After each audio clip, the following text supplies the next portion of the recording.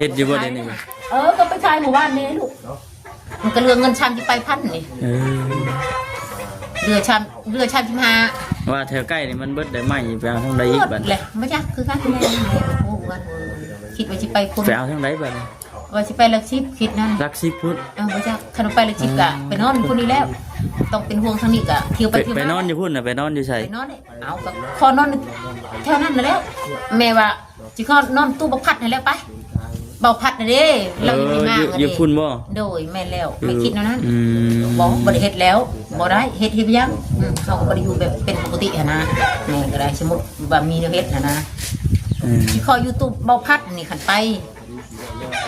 สิเบากับเราแต่โตเราอยู่กรุงเทพแล้ว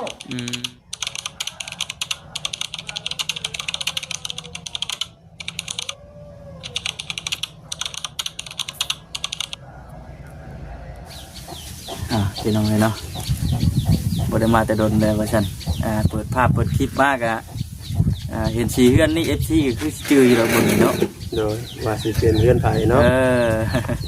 มื้อนี้น่ะเดินทางมาอยู่เฮือนแม่อุตสาพี่น้องเลยเนาะบ่ได้มาแต่โดนล่าสุดในตอนไหนวะมาตอนนั้นโดนตึบเลยเนาะตั้งแต่ปลูกแม่สาต่อยดอกเต้เหมือนพ่อเดียวกันไปจักพ่อเดียวกันแหละพี่น้องเลยนะลืมเลยต้นเติบพี่น้องรายเดือนอยู่มื้อนี้น่ะได้เดินทางมาคืออันจังไดทางบ่แทนเพิ่นมีอันเข้าเนาะก็สาร1กระสอบพี่น้องมากับทางแม่อุตสาเพิ่นพี่น้องเนาะทักทายสบายดีเด้อพี่น้องเด้อพวกพ่อกันยามค่ำยามแลงว่าซั่นโดยเนาะบ่แทนมีหยังอันมาต้อนรับมื้อนี้มีเข่าได้บ่เข่าบ่มีเข่าครับมันโอ้ใส่นี่ก็ใต้ไว้แล้วเลยล่ะเราลองหลอดนี่ยังนั่นอยู่เนาะหลอดเป็นไรอยู่ตัวนี้เข่าซาแล้วก็ดอกไฟ2ดอกแล้วก็เชือกแล้วก็สายไฟ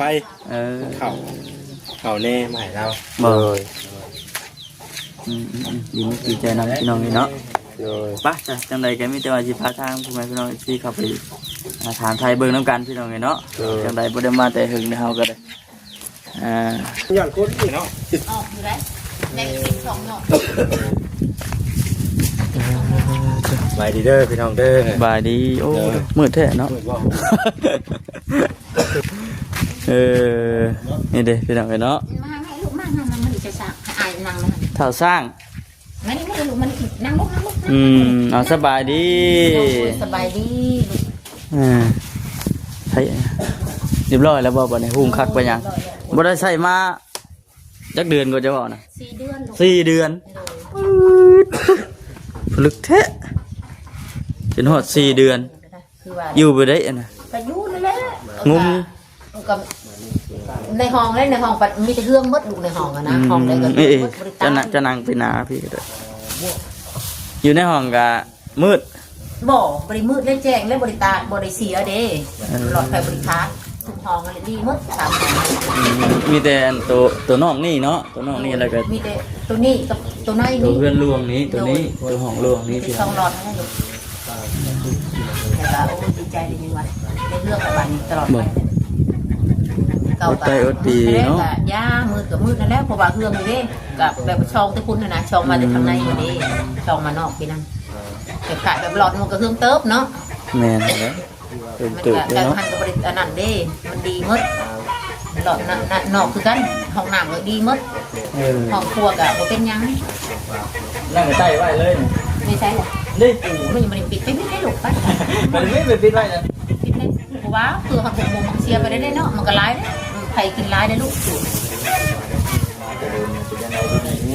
โอ้ยกะแม่กะนี่แหละลูกกะลูกเฮ็ดไปยังไปนี่แหละกะดีอยู่แห้งพอทำนี่แล้วไปเวลาเจ็บเวลาปวดไปแล้วนะกะธรรมดาเป็นเจ็บเป็นไข้ซื้อไข้หวัดนะมันบอกว่านักหนาอย่างยากินยาก็เลี้ยวไปแล้วก็ไปหาคุณหาลัวเลยก็ได้8 ช็อปเฮ็ดอยู่บ่ได้นี่ก็ไปขายหมู่บ้านนี่ลูกมันก็เรือเงินชามที่ไปพันนี่เรือชามที่มาว่าแถวใกล้นี่มันเบิดได้ไหมไปเอาทางใดอีกบัดเลยไม่จักคือการที่ไหนโอ้กันคิดว่าสิไปคนไปเอาทางใดบัดว่าสิไปลักชิปคิดนั่นลักชิปพุทธไม่จักขนมไปลักชิปกะไปนอนคนนี้แล้ว ต้องเป็นห่วงทางนี้ก็เที่ยวไปเที่ยว ไป มาน อนอยู่พุ่นน่ะไปนอนอยู่ไส ไปนอนเอาก็ขอนอนแถวนั้นน่ะแล้วแม่ว่าสิขอนอนตู้บักพัดนั่นแหละไปเบาพัดน่ะเด้เราอยู่ที่มาก อยู่พุ่นบ่ โดยแม่แล้วไม่คิดแล้วนั้น อืม บ่ได้เฮ็ดแล้วบ่ได้เฮ็ดยังเขาก็บ่ได้อยู่แบบเป็นปกตินะแม่ก็ได้สมมุติว่ามีแนวเฮ็ดนะ สิขออยู่ตู้เบาพัดนี่ขันไปสิเว้ากับเราแต่โตเราอยู่กรุงเทพแล้ว แต่ว่าบ่ได้เนาะ เจ้าของกระต๊อบเพิ่นน่ะอยู่อันกรุงเทพ โดย เดี๋ยวสิขอไปพักอยู่หั่นก่อนคือไปหาพื้นบ่หาพื้นแล้วมาเฮ็ดอยู่พี่บ่หรือว่าเฮ็ดอยู่พุ่น บ่เฮ็ดอยู่พุ่นนะลูก เฮ็ดอยู่พุ่นเลย แบบไปหาพื้นแล้วก็ไปหามื้อ6มื้อก็ยาแม่ก็ยังมาคือเก่าจ้ะนะสิไปเที่ยวมาไปเวลาจูดพุ่นนอน อยู่พุ่น จูดแล้วนอนแล้วมันลุแล้วลูก เดี๋ยวมันรู้เนาะ สามคืนไปแล้วแม่ก็มาอยู่เรื่อยแล้วเที่ยวไปเที่ยวมาเลยแม่ก็ได้โดยสบายดีลูก เมษาเรา มาแล้วแม่ เมษาเราว่าสิบ่นอนอยู่นี่ได้แล้ววะ เราสิไปใช้ แบบว่าจุดทันนอนที่พุ่นเหรอ จุ ลู ด ก ทานเลยสิไปนอนอยู่พุ่นแล้วบาด คันเวลาหาพื้นกะแม่ก็มาตอนเสาร์แม่ก็ไปตอนแรงแม่มาบ่มาบ่ได้แล้วแม่กินหอดเด้หลายสิ่งหลายอย่างแล้วบ่ฮะกินหอดปรึกษาในแล้วลูกนั่นนี่เป็นห่วงลูกแน่เขายังน้อยอยู่ เป็นอันนั้นอันนี้นี่หั่นอย่าคดมันบ่เป็นห่วงนั่นแหละลูกมันก็ตายเบิดแหละคันว่าแม่ไปเลยอยู่ในจันนะหามือปล่อยมาแม่บ่เฮ็ดบ่ได้แบบมันแม่กินหอดลูกเฮือนซ่านนั่นแหละนี่ไปมาคือตอนนั้นแหละแม่ก็ได้บ่ได้แล้ว เที่ยวเอาเนาะ มันสิไปลำไปเลยสิหา6 เดือนคือโมเลยโอ้ยยอดแม่นั่นบ่ได้แล้วกินจ่อยกินหอดนะ มีเพจการว่าจะไปเตาอยู่พุ่นบอนสลีไปเตาอยู่บอนเก่าแล้วมันมีไหมว่าอยู่พุ่นน่ะเป็น มี ยังไง มีก็ลงไปเบิ่งซะก่อน อันนี้ฮะยังบ่ทันได้ไปเบิ่งติ ยังเดี๋ยวนี้ยัง ต้องไปเบิ่งก่อนแล้วซะเนาะจังว่า ไปถามหมู่เป็นจังได๋เฮ้ยใหม่ตอกบ่มีอยู่อย่านะมีอยู่บ่อย่าถาม ยันว่าอยู่พุ่นกับมวย คันบ่มีสิว่าจะได้แม่ก็บ่จักมันเฮ็ดแล้ว อยู่พุ่นก็ยันว่ามีคนเฮ็ดอยู่บ่จักอยู่พุ่นก็ได้ มีแต่เชี่ยวลาและเฮ็ดนั่งลาเฮ็ดเรื่อยแล้วมันคือละ15เป้า 15เปล่าคอดเท่านึงเงินบ่ ขวดเทื่อนึงหั่นเทื่อก็20อย่านะ เฮ็ดลองเบิ่ง เอ้ยแม่ก็ตาย ลูกเลยฉันเวลามื้อพักของหำเฮียน ลูกก็อยู่นี่แล้วเขาเขามาเฮียนก็ได้ไปเห็นยังแม่บ่ให้ไปแล้ว บ่ บ่ว่า ไปบ่ อันนี้ไก่ก็ได้2โตได้4โตได้ไก่นั่นน่ะ แม่นบ่เอามามัดไว้ แม่นเพิ่นเอาให้บ่แม่นซื้อลูกเฮาบ่ค่อยมีเงินหลายดอกคันสิไปซื้ออะนะใคร ก็ ขา เลี้ ด ยง บ้า เบิ่ น ง กะ เห็นว่ามันแพนพื้นกับหัว แม่น บ่ได้แก้อยู่ได้ เสียมาอีกแมลงหัน2โตเพิ่นเอาให้อีก2โตอีกแมลง เลี้ยงเบิ่ง และคนนั้นเอามาอีก2โตอีกนะขอเด้น้ำเสียวตัวนึง2โตเด้ปัดน้ำลุงนั้น2โตหั่นอันนี้ลุงกุดอันนี้ทางออกอันนี้ เพิ่นเอาให้บ่เพิ่นให้ซื้อบ่ ได้ไปซื้อนั่นแล้ว อ๋อดีแท้เนาะ ลูกคอแต่เฮิงแล้วเขาคอนั้นเขาถามเอ้ยคอนะไก่เจ้าว่าจะมาเลี้ยงแล้วก็เขาคิดอีต้นก็ให้นะว่าไก่เราร้ายได้แต่กี่หัวหัน แม่ดูเงาดูเป็นได้ใช่ไหมมื้อนี้บ่ได้ไปหาเงี้ยไข่ผู้แดงบ่ บอสิไปมืออื่นลูกไปก่อนมืออื่นนั่นเรื่องคืนเอา บ่ ไว้ทีหลัง ได้ไปเทื่อบ่ เรื่องอื่นเอาไว้ทีหลัง คืนไปทีหลังตัวนี้เอาตรงเอา พื้น ตัวนี้ไปก่อน พื้นเอาไว้ทีหลัง คืนไปทีหลัง ไปหาแย่ไข่มดแดง เอาไงก็ไม่ได้ชื่อแป้งไม่ได้หันไปลงทุนชื่อแป้ง12,000ลูก แป้งอันที่ว่านี่บ่ แม่ที่ว่าเฮาแย่เลยลูกแม่ไปเด้โอ้ยสิลำกันนี่นะมันก็ให้เขาขายแบบว่า ลมเนาะ คันว่าขายกับถ้วยละ10,000คันได้เป็นโลก็โลละ200,000สิได้บ่อยู่อุตส่าห์ไปมือลองเบิ่งอ่ะนะ อยากเพิ่นไปในไร่บ่ใช่ไหม คนอื่นไปได้เด้ ได้อยู่บ่ มือละโลมือละ2โล มื้อละโลสองโล แม่โลละ200,000ถ้าเราเป็นถ้วยน้อยๆก็ถ้วยละ10,000เดี๋ยวนะแล้วแม่สิลองเบิ่ง งานเดิน ชูไปลองเบิ้งค่ะนะเดี๋ยวมันขบมันกัดยามาแล้วเขาก็ปัดเอายามันอดเอาหรืออด อยู่ พอจะ เอา ได้ ไป กินนั่นแหละ เอาไข่เพิ่นเนาะก็กบก็คาดได้ นั่น แล้ว ยิ่งว่า ที่เอาลูกเอาเต้ากันดิ รู้ว่าตาเพิ่น พอจะได้กินดูเอ้ยได้กับยาเลยได้ชูชนไปนี่แหละไปยำไผ่ยำนางยำหอด บ่เฮ็ด ขัน เอง แบบพื้น นั่นแหละ บ้านนี่ก็ไม่ได้ซื้อเหมือนบ่เขาจะมีหม้อทุนชื่อบัดชื่อน้อยบัดชื่อช่องรถประบาทุนก็บ่มีกำไรบ่มีกินหมดเด้อันนี้จะเอาได้ใช้อีกมาซื้อต่อหนะแบบนี้นั่นมีอยู่ผู้ขายก็ได้รถละ200,000 โดย แล้วเขากินหมดได้ป่ะสิมือนาเอานี่ขนาดจะนามันแบบตัวนี้นะแบบว่าบริชื่อใครแน่เอาไปหานะ ได้จังมื้อแล้วแม่เต่า อันนี้ฮะ โดย โอ้ยได้3ลูก 3มื้อแล้ว โด เฮ็ดตามพื้นนะเนาะพื้นหน่อยก็ทุมแบบที่เนาะ อันนี้ฮันไม่เอาเงินเขากินก่อนนั่นใน2เป่าเลยนะ ไผ อันนี้แม่นี่แหละเขายัง โอ้ ไม่มาเอา 2 เอากินก่อนแล้ว เดี๋ยว กิ เพิ่ น นซื้ ก่ อ อน แล้ว แล้ว ซื้อแล้ว แม่เอาก่อนแล้วเงินนะเอาก่อนทาน แต่ว่าทานเจ้าของทานเขาจะมาเอา ไม่อยากว่าเมื่อย เป็นได้ไรคือว่าเมื่อยละบาด เอาก็เมื่อยแล้วเงินค้ำเลยก็อยู่บ้านนั่นฉันไม่รู้ อุกใจเรื่องเงิน มือนี่ก็เรื่องหน้ามาเด็ไป300,000เรื่องหน้าก็ได้หาคนนั้นเธอหนึ่งเลยดิเธอที่สองมาเด็เรื่องหน้าด้วยมือก็ได้ยังไงก็เห็นแล้วซะนะหน้ามันบกลงอีกได้ด้วยค่ะขึ้นแน่บ่ขึ้นแน่หน้าประเด็นนี้นะคะเขาบอกว่าน้ำจะบกขึ้นแต่ให้มันบ่มดเขาบอกนั้นแต่ว่ามีหลายคนอยู่เป็นคือแม่นะมันเป็นแม่ผู้เดียวน้ำบกพอดีปัดเดือนนานเดือน6นี่คนตกมากระไรเปิดวันนี้ปัดช่วงเดือน4เดือน5หันมันบกลงและสิมดบ่ไม่ถามเขาบ่มดจักเทื่อกว่าเดี๋ยวนี้แม่ชองเบิ่งกับป้าตัวลกแท้ๆก็เช้าไปเม็ดน้ำสางนั่นนะกับแม่เพิ่นแล้วอันนี้ก็ได้เจาะ มื้ออื่นน่ะสิแปลงบ่ มื้ออื่นลูกมื้อไปเอาเพิ่นนี่เพื่อนอยู่แถวนี้ มีสร้างบ่มีสร้างบ่หรือว่าหาเพิ่นมาใส่ บ่แบบว่าเราคนในบ้านนี่เรา เฮ็ดเป็นบ่ เราเฮ็ดเป็นนะ อ๋อ คันหาแบบในรถที่ว่ามาเจาะนั่นโอ้ยแพงละกว่านี้อีก เท่าไหร่ใช่ไหม โอ้ยอันนี้ยังว่า150,000เป็นคนอื่น300,000แต่ไม่ขออันนั้นเขาคิดเห็นว่าบ่มี เฮาก็บ่มีเนาะ เขาบ่มีเราก็เห็นฮู้ดีอยู่แล้วนะ ว่า ว่าบ่มี ตามซ เด้ อยกันนั่นเนาะ แล้วก็150,000แล้วคนอื่น300,000เฮ็ดปุ๊บแล้วเอาปั๊บเลยได้ โดย แล้วแม่บ่ติดได้ซั่นติดแล้วบ่มีเด้แล้วอีต้นละว่าไปใส่น้ำใส่ในเพิ่นคนอื่นจักแบบใดเอ้า โดย ไปหาเราซะไปเฮ็ดให้เราซะเป็นอะไรก็ไปแปลงซะอย่านะเมียเราก็มาเด้มื้อนั้นก็ได้ก็เลยว่าได้พอใส่อยู่แต่เป็นใส่เพิ่นนั่งติดน่ะเด้พอใส่ได้อาทิตย์นึงพอใส่เพิ่นหลังนี้นั่น โดย คันเพิ่นบ่ได้มาเด้มื้อนั้นเพิ่นไปแล้วก็เพิ่นนอนอยู่เพิ่นแม่เพิ่นน่ะนะก็บ่ได้ใช้นอนเลย โดย นอนเลยบ่ได้อาบน้ำเนี่ยเพิ่นเนาะเพิ่นก็หลอกไว้เด้ฉันบ่ได้อยู่นอกเด้คือแม่เนี่ยแม่ก็ยังอยู่ในอย่างเด้แม่บ่อยู่แล้วก็แล้วนะก็บ่ว่าเพิ่นดอกแม่บ่อยู่ได้แม่ก็ลูกละเก่าตอนนั้นหั่นนะ ลงไปยังก็ อันนั้นไปเพิ่นนางลาไปเอากระทันนี่ยังเด้มากระทันตอนนั้น ไปมากระทะ ท่านมาขายเนาะ ขายแน่กินแน่นะพี่มันบ่ได้มีได้ บ่มีเนาะ มีแต่ซื้อท่านว่าอันนี้ปฏิบัติปัดชวนให้ก็แล้วแต่เอาได้นะปฏิบัติชวนคนชวนโตเนาะ โดย คนจำกัดได้ของคนได้นะ ขี่จักรนี่บ่ปะ โดยที่นี่แหละลูกชวนจักแม่เลยขี่อยู่เรื่อยอยู่แต่โชว์งานเดี๋ยวนี้โชว์งานมันใช้เขาเข่งเนาะแล้วก็สบายเนาะบัดนี้กันบ่เข่งบ่ได้ตอนนั้นบ่เข่งเด้แม่ชองไปบ่เข่งโอ้ยมันลงนะหันได้ไปให้เขาแปลง50,000พุ่นให้เขาขึ้นเอาโชว์ขึ้นนะ โชว์มันตก มันย่านไล่กว่าได้มันสิตกลองน่ะเด้แล้วมันยากกว่านี้ ระวังด้วยเนาะขี่ไป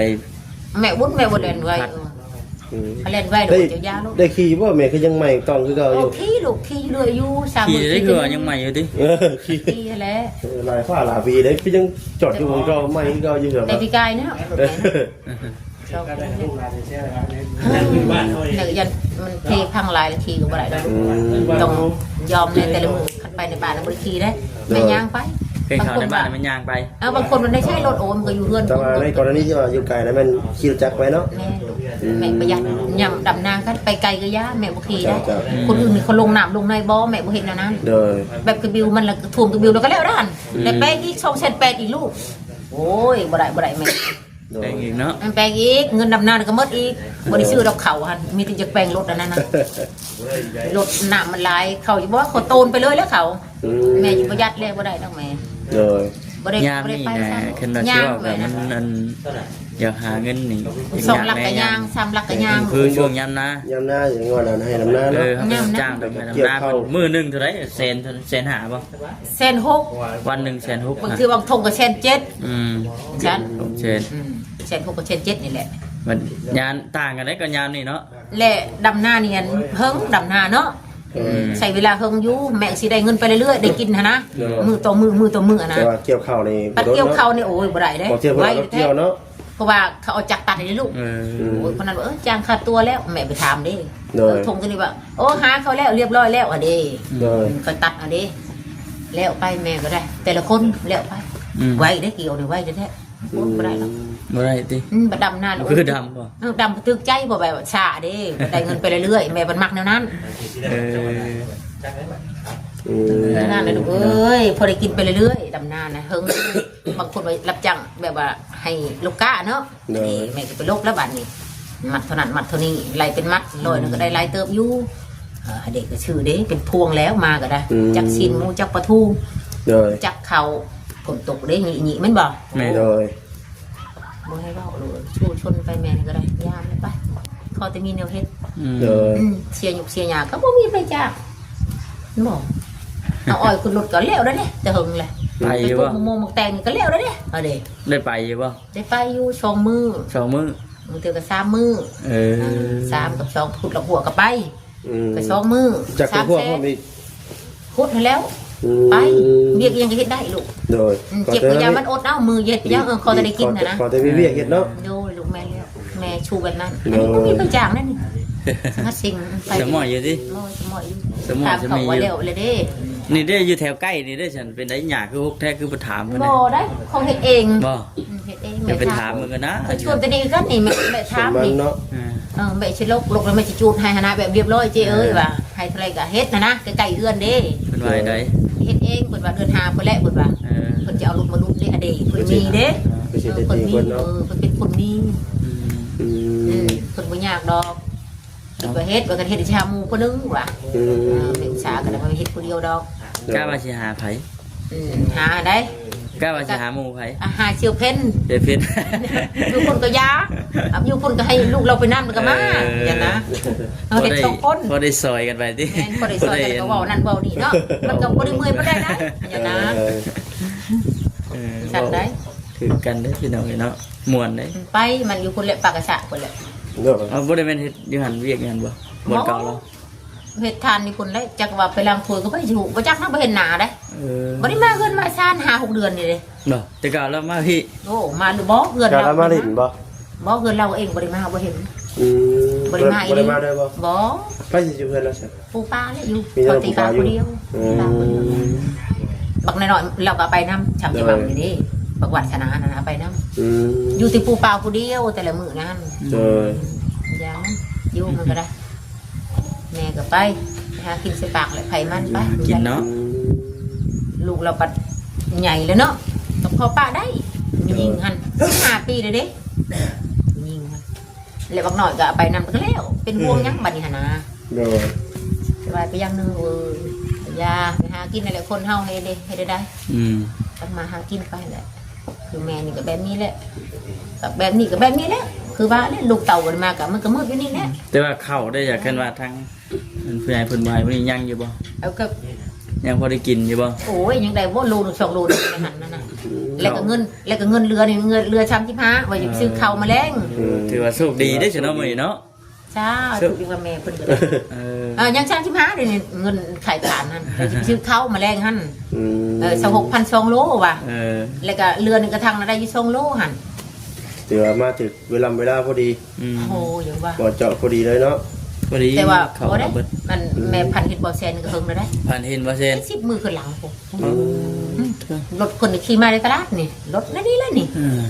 แล้วแม่ก็ขี่รถจักรว่ะฉันแต่ละ8 คนพันเห็นเพิ่นได้บ่แม่นเว้าเดือนใดก็สร้างปีใดก็ยาซาหรือไว้ก็ยาแต่ว่าเพิ่นจึงมาหานี่เห็นอยู่ได้พันเห็นรถต้องเขาฟังรถได้นั่นน่ะเป็นอยู่นี่แม่พันคิ้วนี่เนาะคิ้วแล้วก็ชุดปลาลิ้นปลานี่จ้ะอาม่าแต่พูดอาม่าแต่ปลาคนเห็ดนั้นแม่อูชานไปเก็บใส่คู่ไปเก็บคู่แล้วอาม่าไว้ในเฮือนเห็ดปวกมันสิมีหยังให้ผู้ยามนี่คันสิเว้าก็เพิ่นให้เลขนั่นแหละแม่บ่เป็นบ่จักฮู้แล้วก็จะมาจะมาเฮ็ดมื้ออื่นเนาะสิมาถามเอานี่จะมา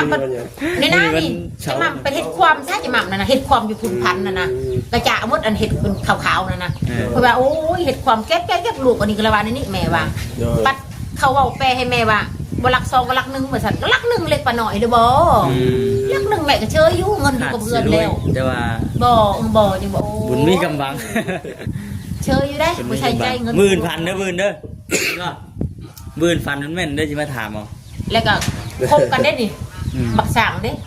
มาตะมาคบกันนะคบกันแท้ว่าบ่ปล่อยเลยเด็กก็ออกเล็กเชื้อเด้อบ่เห็นบ่แม่นเขาก็ดีเนาะเจ้าย่าคนอาหารแท้ไปขึ้นใหม่ๆกันเดือน4เดือน5กระปูลิ้นอาหารปลากระปูมันมาเดือน5มาใช่กระปูจะมันแห้งฉัน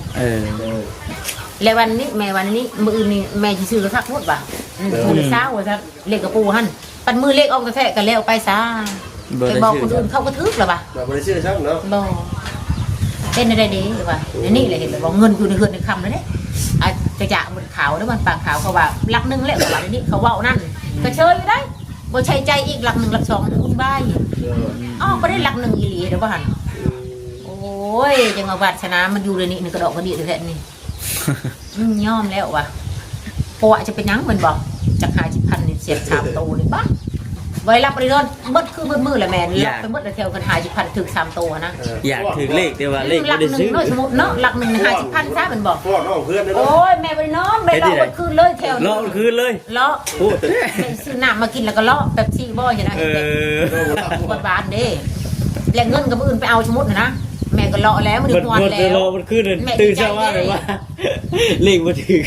50,000เนาะเลข3ตัวมันก็เท่าไรได้เท่าไรสมมุติหนูก็ไล่เติบอยู่ได้ โอ้ให้เว้าเลยแม่บ่ได้หลับไปนอนแล้ว ดีใจได้ จะ จ้ะ อึกใจตอนสิถึงเลขกูแห้งเดี๋ยวเนาะ ดีใจหนูเอ้ยบ่แม่บ่ฮู้หยังคนหายแต่เลขแล้วว่าหันดีโดนโอ้ยว่า ขาดสิได้มันจังวินมากทุกเจ้าอันนี้ขาดบ่ได้ได้วินเจอ บ่ ดี หมู่เว้าก็เชยอยู่หลัก1ก็เชยอยู่หลัก2ก็เชยอยู่ต้องประจักษ์ดีรอ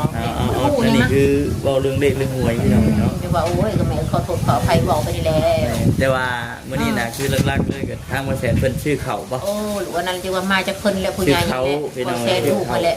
มีเขานี่ กับหยังแน่ แน่แล้วก็ใส่ไผ่แน่ลูกแล้วก็ ใส่ไพ่น่ะเขาซื้อมาไปได้นี่ เอากระยังลงนะฮันเด้ใส่ไก่อย่าได้ลูกใส่อันนั้น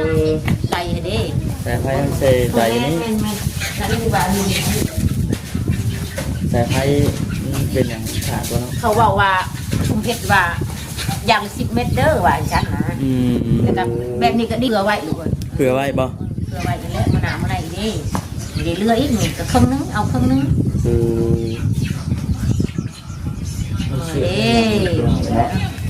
ก็ให้ทั้งผู้เพิ่นเฮ็ดเป็นแล้วเนาะ ที่ว่าหาคนตอนนั้นแหละคนในบ้านนี่แหละ เฮ็ดให้เท่าใดก็จังหวะนั้นมีเพิ่น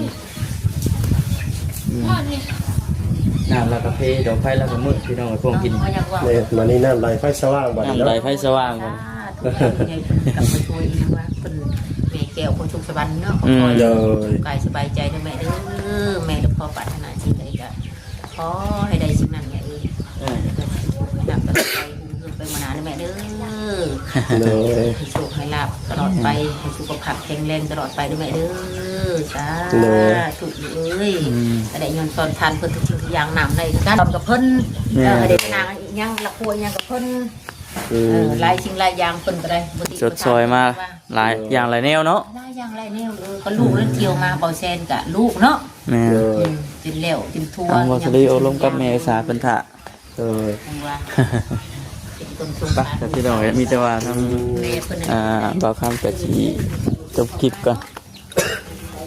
ฉันใดก็มีแต่ว่าขอบคุญขอบคุณทางผู้หลักผู้ใหญ่เพิ่นเนาะโอ้หน่อไม้เพิ่นพี่น้องเอ้ยโอ้เกิดเนาะ